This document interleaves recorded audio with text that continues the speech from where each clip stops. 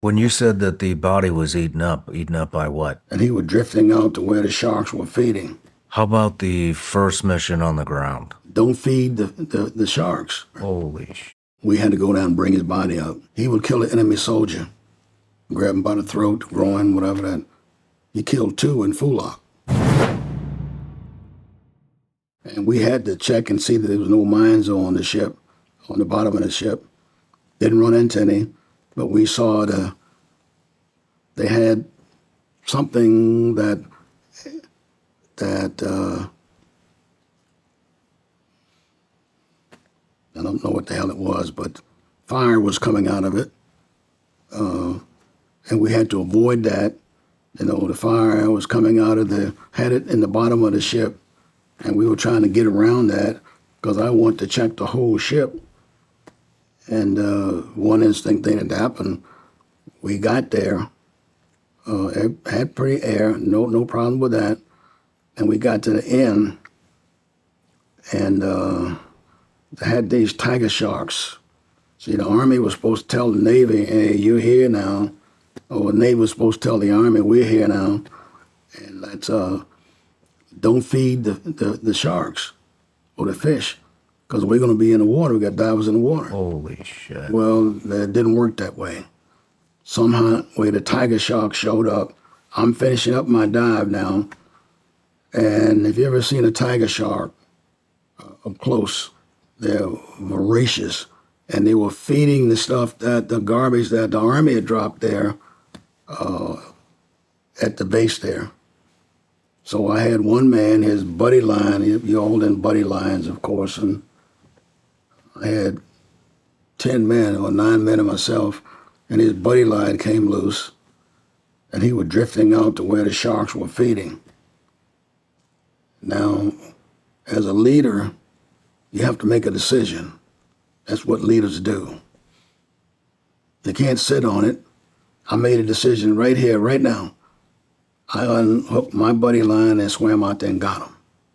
You don't let him die. You go out there and you bring him back. I brought him back. He's alive. He passed away a few years ago.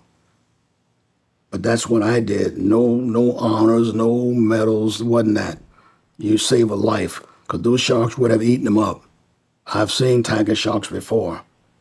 No honors,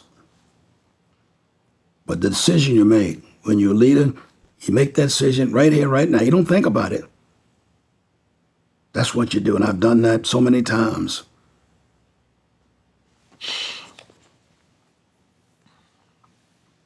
How about the first mission on the ground? Well, we had to do the dive missions. I did. We came in. We had to clear the ship.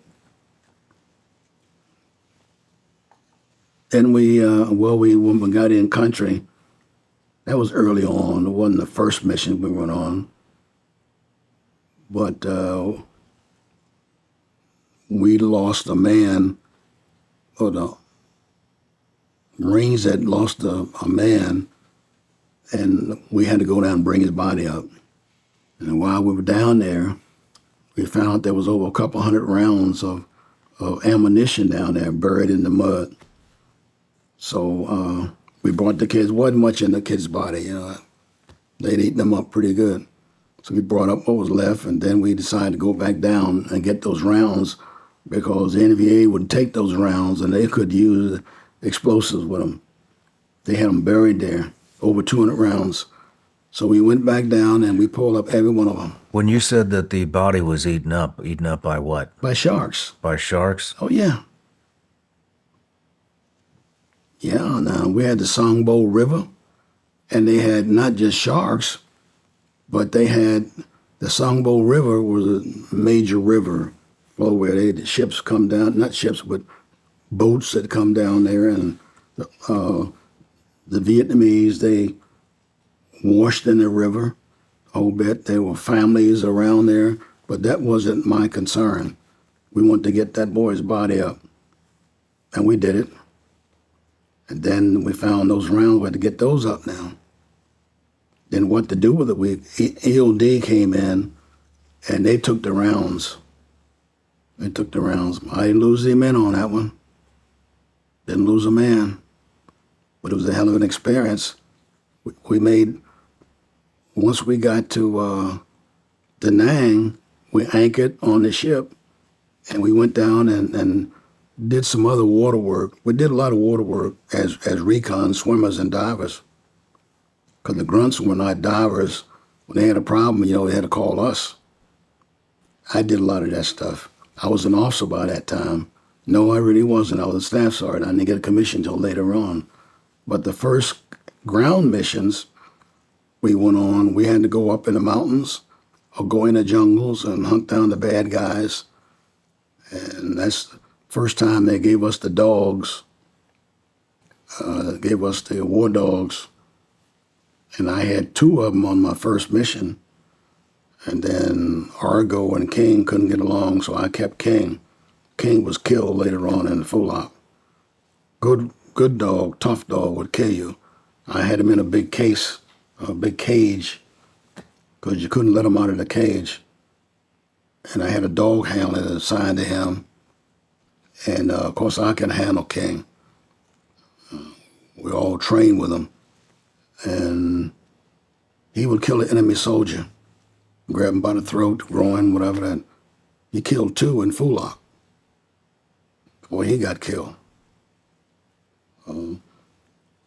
First missions on the ground said we had recon zones, and we dropped in by helicopter. We were supposed to parachute in, but the jungles were, kind of crazy, and we don't want to get separated, especially if you're going in at night. Some of those were probably done, but I didn't want to take my guys in by parachute. Now, we had all of this stuff there, but I didn't. I decided to take the helicopters, put us in, and we can drop maybe 10 feet on the ground in the jungle. And we stayed out for a while.